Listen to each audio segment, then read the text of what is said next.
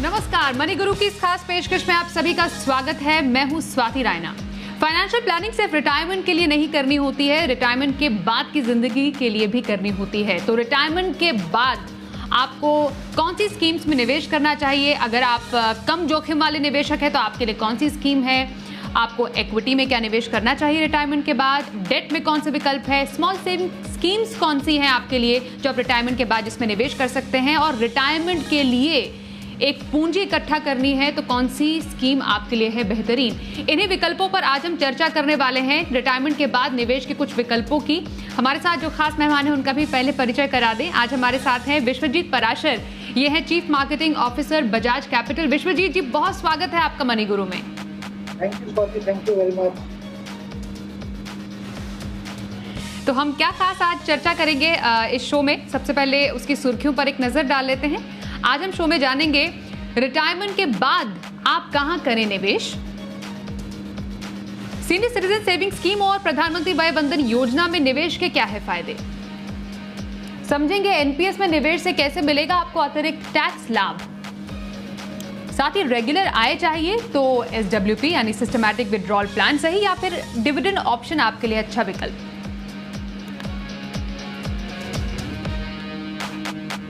तो रिटायरमेंट की जिंदगी आसान हो विश्वजीत जी, इसलिए कुछ ऐसे विकल्प हैं, कुछ ऐसी स्कीम्स हैं जो खास तौर पर सीनियर सिटीजन्स के लिए अभी अवेलेबल हैं। कुछ ऐसे ऑप्शंस हैं जिसमें आप रिटायरमेंट स्पेसिफिक अपने गोल को प्लान कर सकते हैं। लेकिन सबसे पहले अगर हम सीनियर सिटीजन स्पेसिफिक स्कीम्स की बात करें, सीनियर सिटीजन्स का खास ख्याल रखते हुए काफ़ी सारी स्कीम्स हैं जो अभी फ़िलहाल हमारे इर्द गिर्द हैं। लेकिन उसमें सबसे ज़्यादा जो हाईलाइटेड रहती हैं वो रहती है, एक एक करके बात करेंगे विश्वजीत जी, वो है सीनियर सिटीजन सेविंग स्कीम। जैसा नाम से ही समझ आता है ये सीनियर सिटीजन्स के लिए ही है। अभी फिलहाल मौजूदा समय में अगर हम एक स्मॉल सेविंग स्कीम के एंगल से अगर एक 9.25% ब्याज मिलता था जो कि आज 5.3% रह गया। तो ये एक बहुत बड़ा रिस्क रहता है जब हम अपनी आने वाली 30, 35, 40 साल के जीवन की बात कर रहे हैं, क्योंकि हम ये मान के चलते हैं कि हम रिटायरमेंट के बाद 100 साल जिएंगे, और तो 100 साल जिएंगे तो 40 साल का हमें प्लान बनाना चाहिए रिटायरमेंट के लिए। दूसरा सबसे बड़ा खतरा जो रहता है वो रहता है महंगाई का। अगर आप समझें तो अगर आज आपका खर्च 50,000 रुपए है महीने का, और अगर हम इन्फ्लेशन जिसे महंगाई की दर भी कहते हैं 4% है, तो 20 साल बाद आपको करीब करीब 1,10,000 रुपए चाहिए होंगे सेम लाइफस्टाइल या सेम खर्चे करने के लिए। तो बहुत जरूरी बन जाता है कि हम अपने आने वाले 40 साल का जीवन कैसे प्लान करें और उसके लिए कौन सी स्कीमों में निवेश करें। तो सबसे ज्यादा सेफ जो स्कीम मानी जाती है वो है सीनियर सिटीजन स्कीम। ये स्कीम का सबसे बड़ा लाभ यह है कि आप इसमें 15 लाख रुपए तक निवेश कर सकते हैं और 7.4 इंटरेस्ट मिलता है आपको, जो कि टैक्सेबल होता है आपके टैक्स स्लैब के अकॉर्डिंग। लेकिन ये मैक्सिमम इंटरेस्ट है 7.4% जो सीनियर सिटीजन सेविंग स्कीम आपको देती है। इसमें लॉक इन रहता है करीब 5 साल पीरियड का, और आप इसको आगे 3 साल के लिए और बढ़ा सकते हैं, लेकिन इंटरेस्ट वो मिलेगा जो 5 साल के बाद होगा। तो ये 3-4 चीजें हैं जो आपको ध्यान में रखनी है सीनियर सिटीजन सेविंग स्कीम में। ये जब भी मिल सकता है अगर आप 60 साल की उम्र टच कर चुके हैं, और अगर आपके फैमिली में आपकी स्पाउस भी 60 साल की हैं, तो आप एडिशनल 15 लाख रुपए निवेश कर सकते हैं। तो मैक्सिमम लिमिट जो है 15 लाख है। अगर 2 लोग 60 साल के हैं तो 30 लाख, और 7.4% आपको रिटर्न मिले। ओके, तो सीनियर सिटीजन सेविंग स्कीम, इसमें एक बात समझना जरूरी है कि 5 साल का आपने बोला लॉक इन है, जिसको 3 साल से एक्सटेंड किया जा सकता है।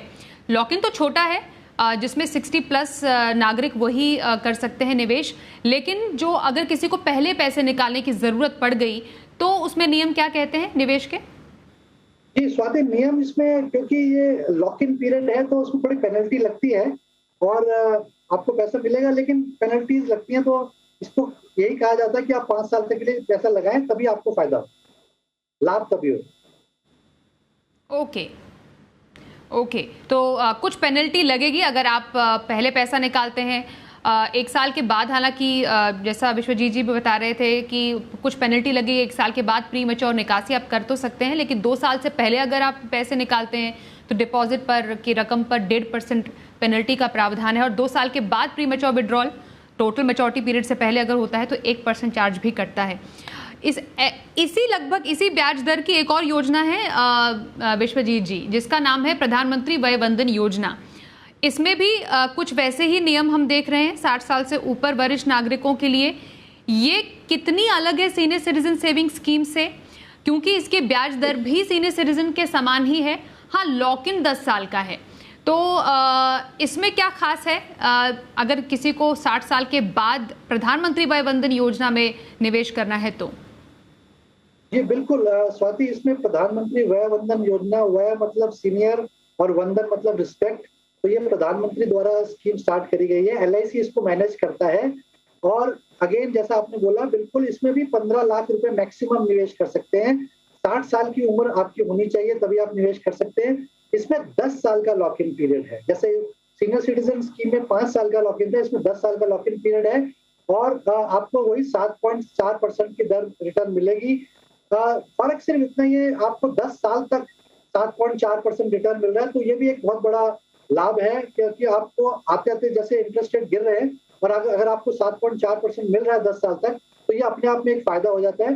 दोनों स्कीमों को कंपेयर नहीं कर सकते क्योंकि दोनों ही अलग अलग हैं, दोनों ही जरूरी है और इसमें आप 15 लाख और निवेश कर सकते हैं। ये भी एक गारंटीड स्कीम है, तो टैक्सेबल है इंटरेस्ट, तो दोनों ही स्कीमें लाभदायक है सीनियर सिटीजन के। और इसमें भी जो नियम है उसके मुताबिक आप मैच्योरिटी पीरियड से पहले पैसे नहीं निकाल सकते हैं या फिर कुछ शर्तों के साथ पैसे निकाल सकते हैं विश्वजीत जी?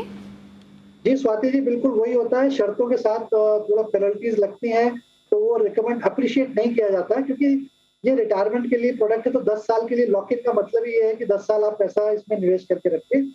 हालांकि उम्र के साथ साथ थोड़ा थोड़ा आपको वो पेनल्टी लगा के आपको पैसा मिल जाता है। ओके, दोनों ही स्कीम में जिसमें हमने चर्चा की, सीनियर सिटीजन सेविंग स्कीम और प्रधानमंत्री वय वंदन योजना, दोनों की टैक्स इम्प्लीकेशन क्या कहती है? क्योंकि जैसा आपने बोला कि एक तो महंगाई के लिहाज से और टैक्स आपकी जो पूंजी है वो बहुत ज़्यादा खा जाती है और स्पेशली रिटायरीज के लिए ये दोनों ही एस्पेक्ट समझने और सोचने बेहद ज़रूरी है। तो सीनियर सिटीजन और प्रधानमंत्री वय वंदन योजना दोनों पर टैक्स इम्प्लीकेशन कैसे? हाँ बिल्कुल स्वाति, दोनों की इंटरेस्ट इनकम जो आपको मिलेगी वो टैक्सेबल है और आपका जो भी टैक्स लगा, अगर आप 10% में है, 20% या 30% में है, अकॉर्डिंगली ये आपके इनकम में ऐड हो जाएगा और आपको इसके अकॉर्डिंगली टैक्स देना पड़ेगा। तो ये टैक्स फ्री नहीं है। बिल्कुल टैक्स फ्री स्कीम्स नहीं है। हालांकि सीनियर सिटीजन सेविंग स्कीम में आपको ATC का बेनिफिट ज़रूर मिलता है जो 1.5 लाख तक के निवेश पर होता है, लेकिन हाँ जो इंटरेस्ट अर्न है वो पूरी तरह टैक्सेबल है, ये समझना ज़रूरी है। अब एक और हम विकल्प की तरफ आ रहे हैं। FD बहुत ज़्यादा पॉपुलर तो है विश्वजीत जी, लेकिन FD पर ब्याज दरें उतनी ज़्यादा अट्रैक्टिव नहीं है, इसलिए हम कॉर्पोरेट FD की चर्चा करेंगे कि कॉर्पोरेट FD सीनियर सिटीजन के लिए कितनी फायदेमंद है। देखिए, अगर आपके पास समय मतलब 1 साल 2 साल 3 साल के लिए पैसा आप रखना चाहते हैं तो ऑब्वियसली आप कॉर्पोरेट FD को चुनाव कर सकते हैं। इसमें आपको ध्यान देना है कि आपको सेफ्टी का ध्यान देना है। तो जो कंपनी AAA रेटेड है, यानी कि हाईएस्ट सेफ्टी, इसका मतलब ये होता है कि वो किसी भी हालत में आपका पैसा आपको वापस जरूर करेगी। तो उसका बहुत इंपॉर्टेंट रोल है कि आपको AAA रेटेड कंपनीज में ही निवेश करना चाहिए ताकि आप कोई भी कॉम्प्रोमाइज ना करें सेफ्टी पे। और इसमें रिटर्न्स जो है 6 से 7% तक की रिटर्न रहती हैं और अगेन ये भी टैक्सेबल ही रहेंगी और ये उन्हीं के लिए लाभदायक है कि अगर आप पैसा 1 साल 2 साल 3 साल के लिए रखना चाहते हैं। लेकिन मेरा ये मानना है कि आप कुछ थोड़ा सा पैसा इसमें रखें और सबसे बेस्ट स्ट्रैटेजी जो होती है निवेशक के लिए वो ये होती है कि डाइवर्सिफाई करें अपना पोर्टफोलियो। तो पैसे को डिवाइड कर सकते हैं। 15 लाख रुपए आप सीनियर सिटीजन सेविंग स्कीम में लगा सकते हैं, 15 लाख रुपए आप प्रधानमंत्री वय वंदन योजना में लगा सकते हैं, कुछ पैसा आप इसमें कॉर्पोरेट FD में भी कंसिडर कर सकते हैं, जो पैसा आपको लगता है कि आपको साल 2 साल 3 साल में वापस चाहिए होगा। तो कॉर्पोरेट FD का फ़ायदा ये है कि 6 महीने से 3 साल तक की इसमें एक अच्छी फ्लेक्सिबिलिटी है तमाम सीनियर सिटीजन्स के लिए भी निवेश करने की। तो डेफिनेटली, और जैसा विश्वजीत जी ने भी कहा उसमें ये कि सीनियर सिटीजन को अतिरिक्त फ़ायदा भी मिलता है कॉर्पोरेट FD में। और हाँ, FD से एक अट्रैक्टिव रिटर्न हम कॉर्पोरेट FD में देखते हैं। और ट्रिपल ए बस क्वालिटी पेपर में निवेश होना बेहद ज़रूरी है, उसका ध्यान रखना है। मजबूत रेटिंग वाली कंपनी में जोखिम कम आपको मिलेगा, ये समझना जरूरी है। अब एक और ऑप्शन जो है वो है RBI bond, floating rate savings bond जो है वो भी एक बेहतरीन ऑप्शन सीनियर सिटीजन्स के लिए हो सकता है। किन लिहाज से, ये एक पैरामीटर समझना बेहद जरूरी है विश्वजीत जी कि सीनियर सिटीजन के लिए आरबीआई बॉन्ड के फायदे क्या हो सकते हैं? और जी बिल्कुल स्वाति, सबसे बड़ा फायदा ये है कि इसमें कोई लिमिट नहीं है इन्वेस्ट करने की।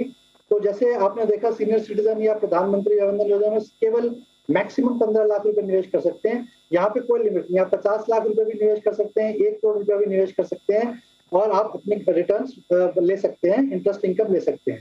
सबसे बड़ा फायदा तो यही है। दूसरा, इसमें कोई एज क्राइटेरिया नहीं है, तो आप जरूरी नहीं है कि आप 60 साल के हैं तभी आप निवेश कर सकते हैं। आप 50 साल की उम्र है, 40 साल की उम्र है, आप भी निवेश कर सकते हैं और आपको 7.1% रिटर्न मिलेगा इसमें, जो आज की दर है।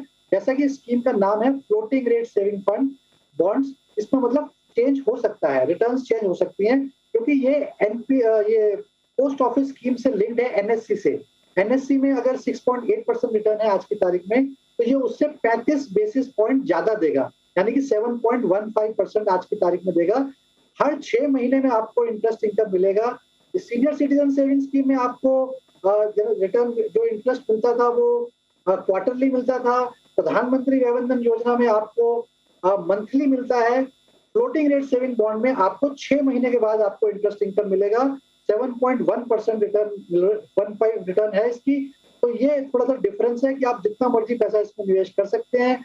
आरबीआई का बॉन्ड्स है तो हाईएस्ट सेफ्टी है यहाँ पर, तो उसमें इस तरीके का कोई रिस्क नहीं। के बाद निवेश के 5 विकल्प कर रहे हैं, इस पर चर्चा बजाज कैपिटल से विश्वजीत पराशर हैं आज हमारे साथ। और ब्रेक के पहले हम आपको बता दें, हमने चर्चा की सीनियर सिटीजन सेविंग स्कीम की, जिस पर अभी मौजूदा समय में 7.4% ब्याज है। प्रधानमंत्री वय वंदन योजना, इस पर भी 7.4% ब्याज, दोनों में ही 15-15 लाख मैक्सिमम निवेश रकम की सीमा है। 60 साल के बाद निवेश आप इसमें कर सकते हैं। कॉर्पोरेट एफडी से एक बेहतर ऑप्शन है और मजबूत रेटिंग वाली कंपनी में जोखिम आपको कम देखने को मिलेगा। और ये कुछ नियम है जिसमें कुछ ऐसे विकल्प है जिसमें आप निवेश कर सकते हैं। और फ्लोटिंग रेट सेविंग बॉन्ड, जिसकी हमने चर्चा की, 7.15% ब्याज दर के साथ आप इसमें निवेश कर सकते हैं सीनियर सिटीजन्स के लिए। अब एनपीएस की चर्चा करते हैं। एनपीएस पर हमने खूब सारे शोज एक साथ भी किए हैं विश्वजीत जी। एनपीएस में लोगों का जो आकर्षण है वो बरकरार है। नेशनल पेंशन सिस्टम, क्योंकि दोहरा लाभ मिलता है, एक तो निवेश भी है, साथ ही पेंशन का भी लाभ है। फिलहाल इसमें किन बातों को ख्याल रखते हुए एनपीएस में फिलहाल अभी मौजूदा समय में निवेश करना चाहिए? बिल्कुल स्वाति, बिफोर मैं एनपीएस की बात करूं, मैं थोड़ा सा एक लाइन भूल गया था। फ्लोटिंग रेट सेविंग बॉन्ड का लॉक इन पीरियड 7 साल होता है, तो वो भी विशेष आपको ध्यान रखना है। बात करते हैं एनपीएस की, नेशनल पेंशन स्कीम। ये एक बहुत पॉपुलर स्कीम है जो रिटायरमेंट प्लानिंग के लिए ही बनाई गई है।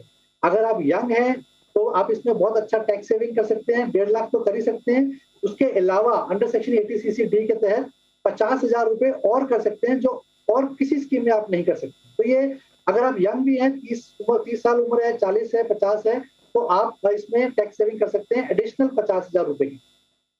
इसके अलावा आप 18 साल से 65 साल तक की उम्र में अगर आप हैं तो आप कभी भी अपना एनपीएस अकाउंट खोल सकते हैं। और नेशनल पेंशन सिस्टम एक बहुत अच्छी स्कीम है, क्योंकि आपको इनकम टैक्स तो मिल ही रहा है, आपके लिए एक अच्छा खासा रिटायरमेंट कॉर्पस जुड़ सकता है। जो हमने देखा है कि अगर आप यंग में स्टार्ट करते हैं, इवन अगर आप 60 साल में भी स्टार्ट कर सकते हैं, क्योंकि आपके पास एडिशनल 5 साल है अभी कि आप अपने लिए एनपीएस के थ्रू आप कॉर्पस जोड़ें, और उस 70 साल तक आप इसको अकाउंट को कंटिन्यू कर सकते हैं। और 65 के बाद जब आपका दिल करे आप अपना पैसा निकाल सकते हैं। और निकालने का भी बड़ा अच्छा प्रावधान है। अगर आपके पास 100 रुपए आपका जुड़ जाते हैं तो 60 रुपए आपके बिल्कुल टैक्स फ्री हैं, कोई टैक्स नहीं देना आपको एनपीएस के आपके कॉर्पस के ऊपर। तो बचे 40% है वो आपको एन्युटीज में निवेश करना है, जहां से आपको जीवन भर पेंशन आपको मिलती रहे, क्योंकि ये प्रोडक्ट ही रिटायरमेंट प्लानिंग का है। और इस एनपीएस में बहुत सारे अच्छे फीचर्स हैं स्वाति, जैसे कि इसमें 7 से 8 पेंशन फंड मैनेजर्स हैं। आप उसमें से चूज कर सकते हैं कि आप आईसीआईसीआई पेंशन फंड मैनेजर के पास जाना चाहेंगे या एचडीएफसी पेंशन फंड मैनेजर के पास जाना चाहेंगे।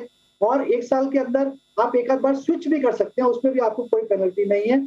रिटर्न्स जहां तक कि जो सबसे इंपॉर्टेंट टॉपिक रहता है किसी भी निवेशक के लिए, अब तक देखा गया है 9 से 10% की रिटर्न इसमें आई है, जो कि एक अच्छा विकल्प, अच्छी रिटर्न है और कंपेयर करें और प्रोडक्ट्स के तहत। तो रिटर्न्स भी अच्छी हैं, टैक्स एडवांटेज भी मिल सकता है, 60% आपको टैक्स फ्री पैसा भी मिलेगा, पेंशन फंड मैनेजर आप जो मर्जी चाहें चूज कर सकते हैं। और इसके अलावा एक और फीचर है कि आप जो हम बोलते हैं कि आपका पोर्टफोलियो डाइवर्सिफाई होना चाहिए, एसेट एलोकेशन अप्रोच जिसको हम कहते हैं, वो इसमें इनबिल्ट है।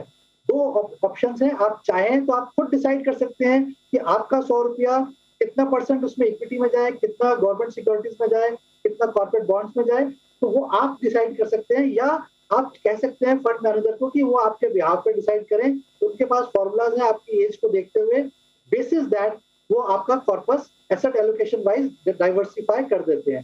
तो करीब करीब सारे बेनिफिट्स एनपीएस में दिखते हैं, नजर आते हैं, और इसलिए ये बहुत अच्छा विकल्प बन जाता है रिटायरीज।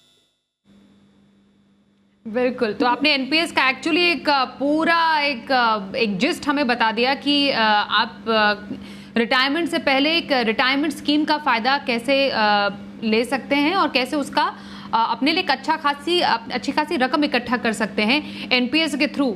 मतलब 50,000 का अतिरिक्त बेनिफिट का मतलब ये हुआ कि अगर आप पूरा बेनिफिट लेना ही चाहते हैं, 1.5 लाख रुपए अगर मानिए आप किसी और स्मॉल सेविंग स्कीम में, for example senior citizen saving scheme या उससे पहले किसी और भी सेविंग स्कीम में अगर आप डालते हैं, उसके साथ 50,000 का एक अतिरिक्त बेनिफिट आप एनपीएस में ले सकते हैं। इसका बेनिफिट लेने के लिए पूरा 2 लाख का बेनिफिट आपके पास हो जाएगा अगर आप फ़ायदा लेना चाहते हैं स्कीम का। अब रेगुलर आय काफ़ी ज़्यादा इंपॉर्टेंट है विश्वजीत जी, ना सिर्फ रिटायरमेंट के बाद बल्कि रिटायरमेंट के पहले भी। कई लोग अर्ली रिटायरमेंट लेना चाहते हैं या कई लोगों को एक रेगुलर आय चाहिए। आजकल के टाइम पे स्पेशली हमने देखा है जब कई बार लोगों की जो इनकम है उस पर ब्रेक लग जाता है, तो वो कोशिश करते हैं उनके निवेश से ही उनके लिए एक रेगुलर आय का बंदोबस्त हो पाए। तो 2 ऑप्शन हमारे पास है, एक सिस्टमैटिक विड्रॉल प्लान है और एक म्यूचुअल फंड का डिविडेंड ऑप्शन भी होता है जिससे भी रेगुलर आय मिल सकती है। दोनों ही कैसे विकल्प हैं और दोनों में अगर हम थोड़ा डिफरेंस समझे तो बेहतरीन सीनियर सिटीजन के लिए कौन सी हो सकती है? ये बिल्कुल स्वाति, आपने बहुत अच्छा सवाल पूछा है। कई बार लोग इसमें कंफ्यूज हो जाते हैं तो कि डिविडेंड ऑप्शन बेटर है कि सिस्टमैटिक विड्रॉल ऑप्शन बेटर है। तो मैं ये कहूंगा बिल्कुल सोच समझ के कि सिस्टमैटिक विड्रॉल प्लान ऑप्शन बहुत बेहतरीन विकल्प है, क्योंकि डिविडेंड में आपका डिस्ट्रीब्यूशन टैक्स कट जाता है। म्यूचुअल फंड अपने अब एएमसी जो भी हैं वो आपको पैसा देने से पहले उसमें से डीडीटी यानी कि डिविडेंड डिस्ट्रीब्यूशन टैक्स कट कर लेती हैं, जो आप ही का पैसा उसमें से पैसा कट जाता है, इनकम में से कट जाता है। सिस्टमैटिक विड्रॉल प्लान जहाँ जो विकल्प है वो बहुत ही अच्छा है, टैक्स एफिशिएंट है। आपको जो टैक्स देना है वो सिर्फ इंटरेस्ट इनकम में देना है, और एएमसी के पास ऐसा ऑप्शन है कि वो आपको प्रिंसिपल में से भी पैसा दे सकती है और इंटरेस्ट में से भी दे सकती है। तो क्योंकि आपको सिर्फ टैक्स इंटरेस्ट इनकम में देना है, सपोज ऐसा समझे कि अगर आपके पास 1 करोड़ रुपया है, आपने निवेश किया है किसी भी डेट फंड में और आपको 6 लाख रुपए 6% करीब आपको रिटर्न मिलती है, गारंटीड नहीं है, मान के चलते, तो एएमसी के पास ऑप्शन है कि वो 5 लाख आपके प्रिंसिपल में से दे और 1 लाख आपके इंटरेस्ट इनकम में से दे। तो आपको जो टैक्स देना है वो केवल 1 लाख रुपए पे देना है, यानी कि अगर आप 20% टैक्स ब्रैकेट में है तो आपको 20% 1 लाख रुपए के ऊपर देना। तो ये एक बहुत अच्छा विकल्प हो जाता है, टैक्स एफिशिएंट है। इसके अलावा आपके पास 3-4 और बेनिफिट्स हैं। आप एएमसी को इंस्ट्रक्ट कर सकते हैं, फ्लेक्सिबिलिटी है आपके पास कि आप इंस्ट्रक्ट करें कि मुझे पैसा कौन सी तारीख को चाहिए। आप चाहते हैं 1 तारीख को आपके बैंक अकाउंट में हिट हो तो 1 तारीख को होगा, 15 तारीख, 30 तारीख, जो तारीख आप चाहें आप उसको इंस्ट्रक्ट कर सकते हैं एएमसी को, उसी तारीख को आपके अकाउंट में पैसा हिट होगा। एक और बड़ा फायदा ये है कि आप डिसाइड करेंगे कि आपको कितना पैसा चाहिए हर महीने। रूल तो ये कहता है कि जितना आपको इंटरेस्ट मिल रहा है उससे ज्यादा नहीं लेना चाहिए, क्योंकि आपका प्रिंसिपल कम हो जाएगा। लेकिन अगर आपको लगता है कि आपको विदेश यात्रा पे जाना है या आपके घर में कोई शादी है, आपको थोड़ा ज्यादा पैसा चाहिए, तो आप इंस्ट्रक्ट कर सकते हैं एमसी को कि मुझे 50,000 नहीं चाहिए इस महीने, नेक्स्ट 6 महीने मुझे 75,000 रुपए चाहिए, या मुझे अगले 6 महीने लगता है कि मेरे पास ऑलरेडी कुछ पैसा पड़ा हुआ है, कम चाहिए, तो वो भी आप इंस्ट्रक्ट कर सकते हैं एमसी को कि मुझे केवल 40,000 रुपए चाहिए। तो ये आप डिसाइड करेंगे कि आपको हर महीने कितना पैसा चाहिए, कौन सी तारीख को चाहिए। टैक्स एफिशिएंसी है, जो किसी भी बैंक एफडी या किसी और प्रोडक्ट से कंपेयर करें तो कहीं ना कहीं बहुत फर्क पड़ जाता है इनकम में। तो ये 3-4 बहुत अच्छे जो एडवांटेजेस हैं SWP के, वो किसी भी रिटायरी के लिए या जो सबैटिकल में है, जो लोग जॉब छोड़ देते हैं या अर्ली रिटायर हो जाते हैं और उनको रेगुलर इनकम चाहिए, तो ये उनके लिए बहुत अच्छा विकल्प है। और करीब करीब सारे ही म्यूचुअल फंड्स में ये फीचर होता है, तो आप किसी भी AMC को चूज कर सकते हैं और उसमें SWP फीचर ले सकते हैं। ये SIP का बिल्कुल रिवर्स है। सिस्टमैटिक इन्वेस्टमेंट प्लान में आप पैसा जोड़ते हैं थोड़ा थोड़ा, यहाँ पे आप विड्रॉ कर सकते हैं, जैसा नाम बोल रहा है सिस्टमैटिक विड्रॉल प्लान। तो डिविडेंड ऑप्शन से ये बेहतर विकल्प है, इसमें कोई शक नहीं। तो डिविडेंड ऑप्शन से बेहतर सीनियर सिटीजन के लिए खास तौर पर SWP systematic withdrawal plan, tax के मोर्चे पर भी, लिक्विडिटी के मोर्चे पर भी, तमाम फ्लेक्सिबिलिटी के हिसाब से भी एक बेहतरीन ऑप्शन SWP यानी सिस्टमैटिक विड्रॉल प्लान है। ये हमने समझा आज रिटायरमेंट के लिए और रिटायरमेंट के बाद निवेश के कुछ विकल्पों के बारे में। बहुत शुक्रिया विश्वजीत जी, आप हमारे साथ आज मनी गुरु में शामिल हुए। तो आज के इस एपिसोड में हमारे साथ बस इतना ही। रुकेंगे एक ब्रेक के लिए, पर खबरों का सिलसिला जारी रहेगा। देखते रहिए जी बिजनेस।